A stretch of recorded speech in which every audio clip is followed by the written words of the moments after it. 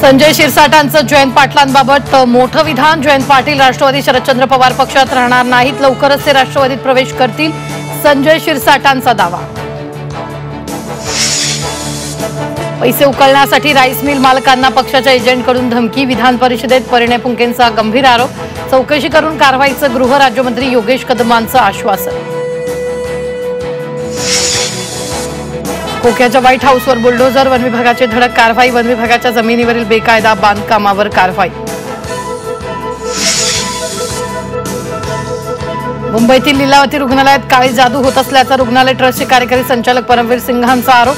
संबंधितांवर गुन्हा दाखल करण्याची अनिशची मागणी। मराठी सेनेकडून गुढीपाडव्यासाठी ठाकरे बंधू मिलन कार्यक्रमाचं आयोजन। राज ठाकरेंनी उद्धव ठाकरेंना एकत्र येण्यासाठी साकड।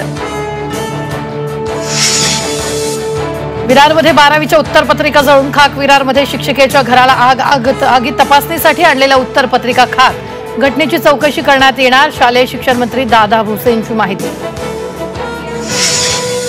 ठाण्यात पारंपरिक होळी उत्सव। कोळीवाड्यात एक गाव एक होळी, तर पंढरपूरच्या विठ्ठल मंदिरात परंपरागत होलिका दहन।